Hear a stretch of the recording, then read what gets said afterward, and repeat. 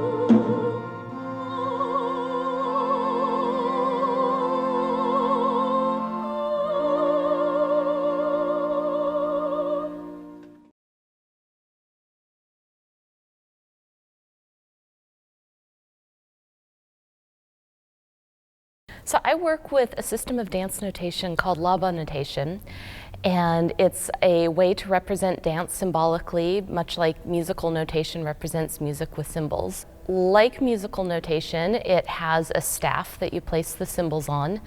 In music, the staff runs horizontally. In Labanotation, the staff runs vertically from the bottom to the top of the page. And symbols on the right side of the staff express what you're doing with the right side of the body. Symbols on the left side express what you're doing with the left side.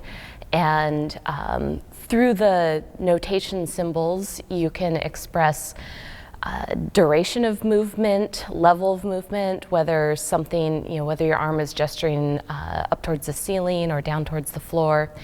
And you can add all sorts of modifying symbols to bring in greater and greater levels of detail. As a person staging a dance, you read the score just like a musician would read a musical score.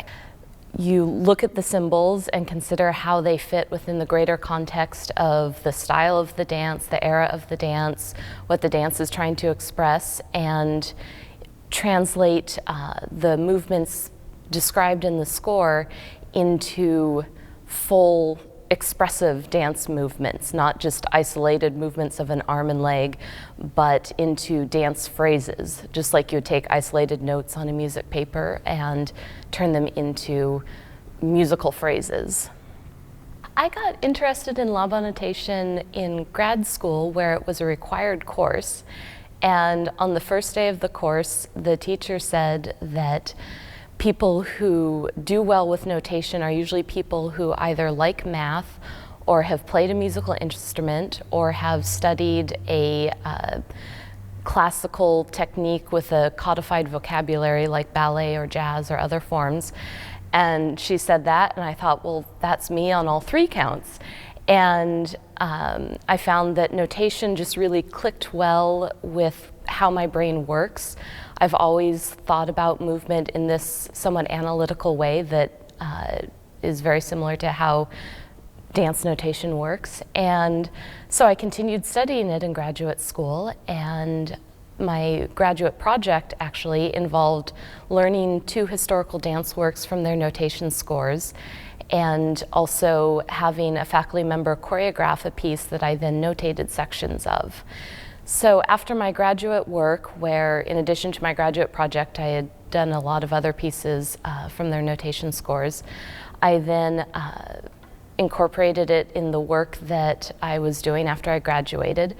For example, on the studios I teach at, we were able to do Donald McHale's Rainbow Etude, which is a condensation of his Rainbow Round My Shoulder. And I learned it from its notation score. It's a notated piece, and taught it to the students, and have continued to do projects like that. And it's something that I both have been lucky enough to have training in from some really wonderful teachers, and then have been lucky enough to get to do a lot myself, both learning pieces myself to perform from notation as well as teaching them to other people. There are always some challenges when you're learning a piece from notation. One of the first challenges you deal with is that this is not the normal or typical way you learn a dance. In the dance world, most dance pieces are learned by person-to-person transmission or by watching a video of a dance. So it's a very visual learning process, and this is built into the training system from when you're a little kid. And so it's just a very different learning style to learn a dance from its notation score. It uses your brain in a different way, and it's a way of using your brain that you're not as practiced in compared to, say, decades of dance training and performing. So that just learning process in itself is always a little bit of a challenge. Then there's also the challenge of looking at a piece that may have many of the same symbols as any other dance piece you would look at, but figuring out how those symbols come together in a cohesive way to be a phrase of dance that is particular to that piece and not just a disconnected group of movements. That process is both a challenge and I think also one of the most rewarding things of notation, because when you're working with a notation score this way, it really forces you to consider very deeply how you want this dance to be danced. how it should be phrased, how a gesture should be done, whether it should be done with extra tension through the body or with softness and release, what sort of accentuation you want to give to things. And a lot of these things we pick up naturally just watching people dance and don't necessarily go through a really rigorous thought process about. We just sort of see and do. And with a notation score, you're forced to much more deeply consider how you want to perform the movement and come up with ideas of it yourself. And of course you can look at videos of other performances for examples and inspiration, but it forces you to go deeper into your conception of what the movement is. And that can be challenging, but also ultimately really rewarding. There are a few specific challenges to working with the Shakers score and this particular production of it. One challenge just at the level of the score itself was that it's a very generous score. There are several places in the score where it's indicated, here's a general idea of the movement, and the dancers need to figure out what will speak to them most and what will work best in it. And so it requires coming in and looking at the people in the room and the personalities and trying to convey not just the exact movement they need to do, but also try to get them enough into the world of the piece early in the process of staging it, that they can then produce movement appropriate to the piece and appropriate to the style of it.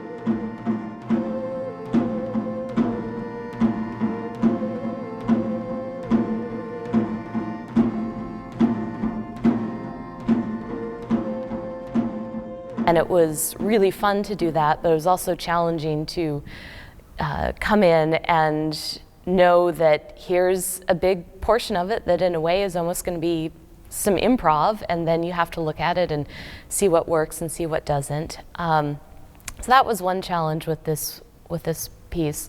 Another challenge is that it is scored for 6 men and 7 women, but it's noted that depending on the size of the stage and number of dancers you have, you can increase or decrease the dancers in it. And we were dealing with a very large stage that this would be performed on, so we decided to increase it to 8 women and 7 men. And then that also required reconfiguring various formations of people, and within that, there were some people that we wanted to say do a certain part, but then maybe because of an injury or something else, not do something else. And so that required further playing around with who went where and how and when.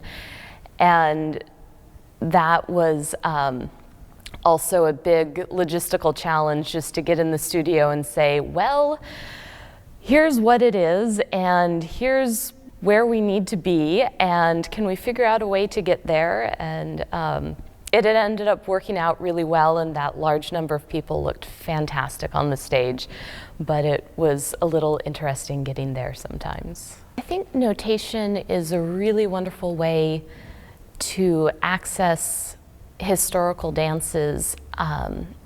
Not the only way you can do it, of course, but I think it's a really strong, powerful way of doing so. Oftentimes people ask, well, why not just use a video? And video can be really helpful, but especially with older pieces, oftentimes the video of it is really poor quality, very fuzzy, or only shows a limited part of the stage. And somebody suddenly appears on the stage and you have no idea how they got there because their whole entrance was missed, or you can't tell it because it's so fuzzy, you can't tell what they're doing in any detail. Beyond that, a video is a record of one instance of the piece, of one person or group's interpretation of how to dance that piece, and may also preserve mistakes that people made, because we're not always perfect. With a notation score, you get a lot of the detail that is missed with a video. You can tell If you want to notate at this level, you can tell the exact shape of the person's hand and where their little finger was. You can tell how somebody entered the stage because it's all written down for you. Also, it gives a broader picture of what the piece is instead of a singular instance of one performance of that piece. So it allows, I think it opens up possibilities for many different ways of conceiving of a piece. Just like in music, the same musical piece is celebrated for how it's performed differently by different performers. I think sometimes with video, one can fall into the trap of trying to copy what they're doing, as opposed to with a score, where you are much more forced to come up with your own idea of how to perform the piece. So I think it allows for some freedom of performing it new as opposed to performing it as a copy of somebody else. Another thing that people sometimes wonder about is why bother having all these records, whether notation or video or anything, of all these old pieces, because so much of the dance world is focused on new choreography, which is exciting and wonderful. I love going to a performance and seeing a world premiere. That's always a special treat. But at the same time, I think that world premiere is given more excitement when you have a sense of the lineage and the history that led to that moment, how other people have dealt with the questions that are being asked in that piece, how people have tried to, say, express those emotions or tell that story or try out a new style of movement or anything like that. When you have a sense of how many people have wrestled with the questions and how many different answers are possible, I think that makes any individual piece of dance that much richer, because it's not an isolated incident. It's part of showing how many different things dance can do and how expressive it can be. I find performing historical works in general to be a really important thing to do as part of the art form moving forward and continuing to be fresh and new and exciting.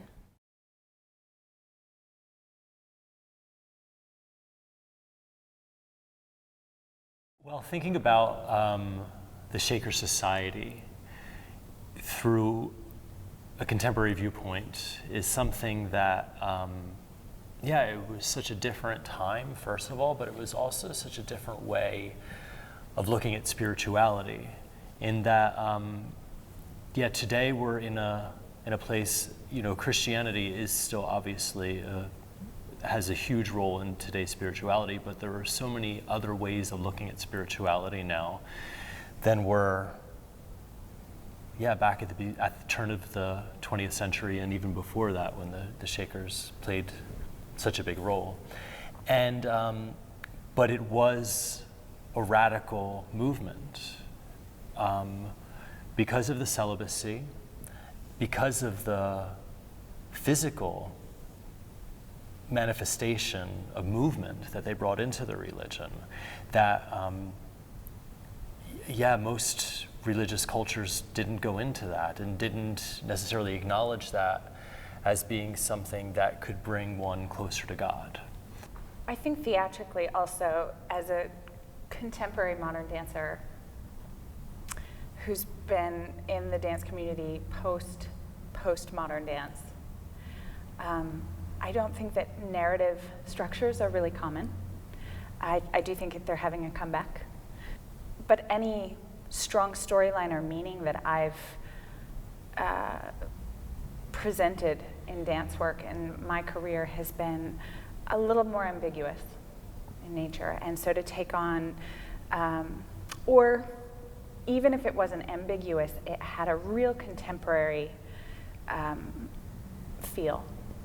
So I think to embody something that was very typical of the time, that dancing a narrative work and having something with such a strong message, content, something that could be discernible by the audience was quite unique. with Doris Humphrey working to elevate the stature of women through her work, choosing a subject matter that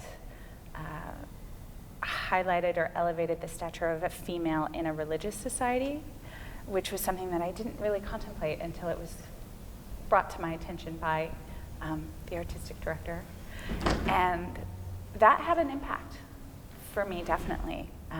Remembering that that was not something that most audiences of the time would be engaging with, seeing a woman in such a place of power and stature. It was interesting to visit this type of movement material, being a contemporary dancer, in that there was such a rigidity about it, and a necessity to hold. And through that holding is where the release happened.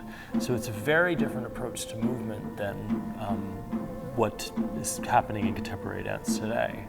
And because the form was so important, structurally, choreographically, but also through the movement. But as a performer, when I first found out I was doing the shakers, my first reaction was, wow. I've never performed any of Doris Humphrey's work. Did a little bit of Graham and Lamond while I was in school, but to go into work like this was, I had a lot of preconceptions about how to go into something like this. Do I want to go into something like this? Am I interested in going into something like this? What value does something like this have? Going through the process and exploring the process, I did find some sort of strange liberation just by going through the rehearsal period and by performing it. There was such a strong energy and focus on stage with the other performers and with the support of the musicians behind us. It was, when I was dancing the piece, I felt my focus as a performer, but I felt like I had a third ear or third eye that was always sitting with the musicians. There was a layer of consciousness that was with them the entire time. One of the things that I think aided my understanding of the movement vocabulary was actually the repetition, not only inside the piece, which is evident when you watch how much repetition is used choreographically, but also in the rehearsal process. I found that it became a ritual itself. So going back in each day with, again, the same community, the same group of dancers, and each day just adding perhaps a little more layer of the sequence and the steps, but also layering on meaning. And I haven't thought of it like this until this moment, but there is something tribal about it, and I think I connected to that. And certainly, again, we're talking about some of the interesting aspects of this specific religion or how it was depicted and how Humphrey decided to depict it on the stage, that percussion was used. I found that to be such a strong element of it, and I know that's veering away from the actual movement itself, but it completely informed my movement. I felt like my body was one of the instruments, that it wasn't just the organ and the percussion, but that whether it was the stomping of my feet or the percussive quality of the physical gestures, it led to almost this kind of primal quality. After you gave your character gave her revelation, and she began to go through the series of movements and began to connect to this percussive quality, and then the group connected to this percussive quality again, and then I had to do this one movement sequence. I think it was something like 9.5 times, and the percussion was in at that point, but there was something that was building because the group, there were more and more people doing the sequence with me each time, and it was really an interesting experience to go through that as a performer, because because of the amount of people that were joining me, my approach changed. And the first time I felt like I had to make a statement, but after doing it more and more, I almost felt like the statement was being made for me, and I was just going along for the ride. I know that I had a complete freshness of experience the first time. I want to say the first time actually on stage with the vocalist, and we'd been in rehearsal with her a few times prior, but I didn't have the same impact. Specifically my proximity to her, and that she starts a cappella in that black theater with just the dimmest of lights. That was as much inspiration as I needed, I think, to carry me through the rest of the piece. It was interesting because they came into the process much later than we did. As a group, we had been working together for a few months at that point, and then the musicians came in, so there was a bit of a catch-up that often happens just because musicians work in a different way than dancers do. And when we got to the stage, I always had a constant awareness of the tempi and also just the quality of sound, and I reacted to it differently each time it was played and tried to just keep my consciousness open and keep my awareness open. And I know that would not have been there had we performed it with pre-recorded music. The live music was definitely a very important part to it.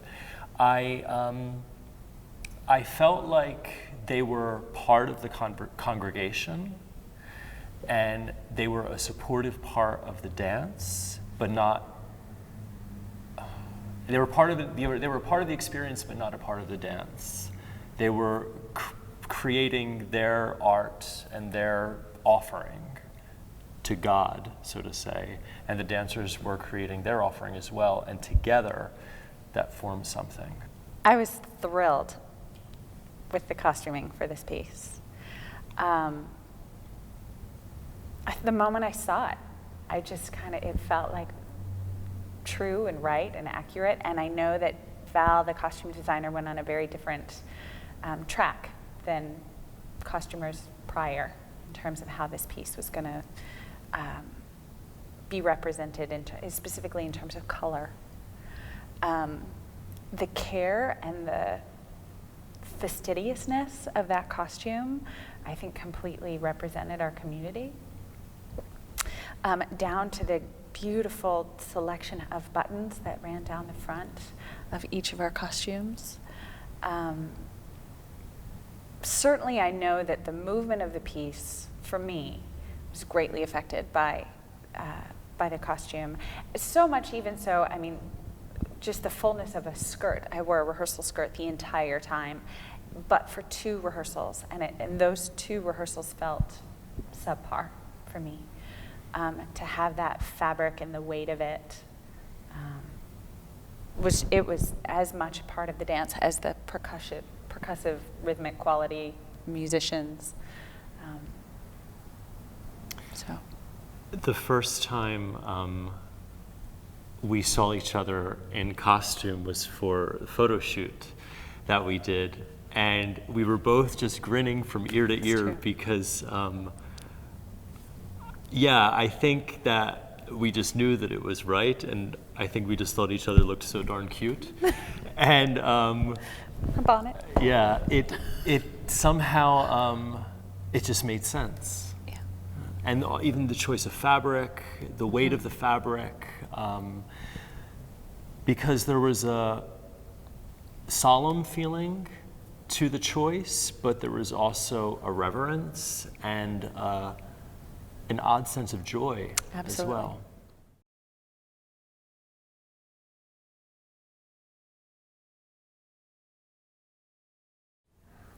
I had 2 pieces of video of companies that had done it before, and it seemed to me that their costumes spoke more about the time and resources of those companies than about the dance. One was clearly done in the 60s. The girls had black leotards and pointy bras, and one was a school that didn't even have enough resources to have men, so I sort of set those, I took them in, of course, you take in all information, but I set those aside and designed it as though it were a new dance. And so most of my research was of the Shakers. And I will say Ken Burns' documentary that he made in the 80s about the Shakers, I found so inspiring and so moving. And I wanted to pay tribute to those people by doing good work myself.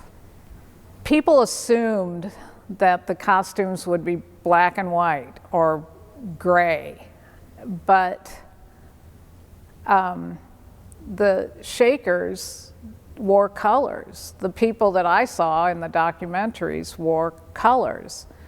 And it seemed to me that it was one way to make a distinction between the Shakers and the Amish and Mennonites, which isn't entirely true. They wear colors too, but it was about the image that people have in their heads.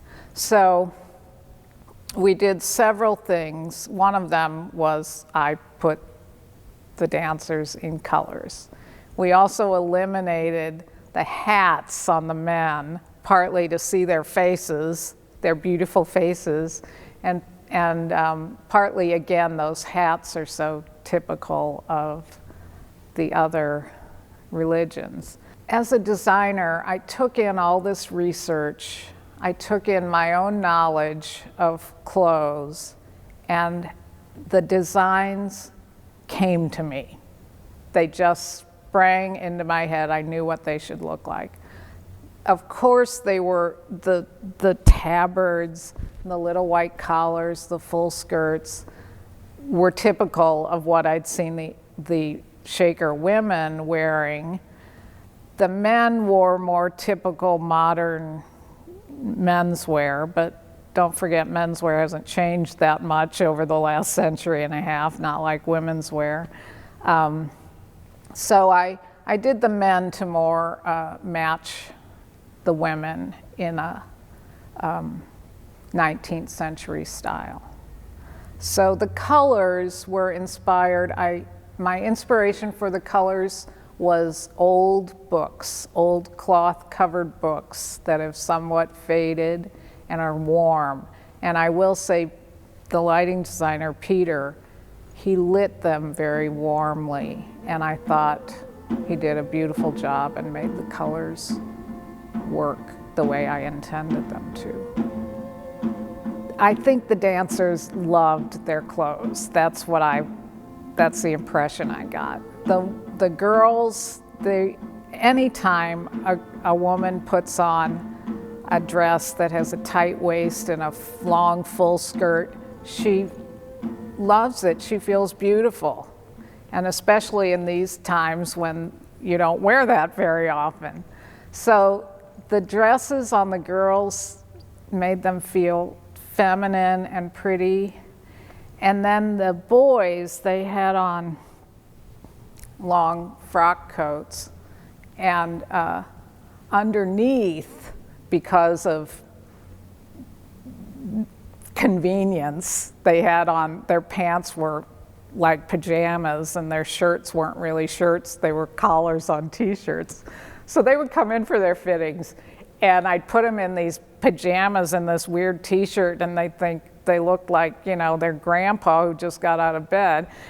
And then I would, like a butler, help them on with their jacket and suddenly they were, oh my God, this is fabulous. And they suddenly became dignified. And I think they loved that. So I wanted them to feel beautiful because beauty and desire go hand in hand, and unless there's desire, it doesn't mean anything to repress desire. And so that was my impetus behind making them look the way they did. And I think they responded to that, and I think it helped them with that paradox of desire and repression of desire. Not really repression. The Shakers took that energy and channeled it in another expressive direction, which I hope the dancers found available to them too. In the end, when I saw it on stage, I was very happy. When I first saw the video, I thought of the dance. I thought, what an odd piece. It's so peculiar. And I also thought that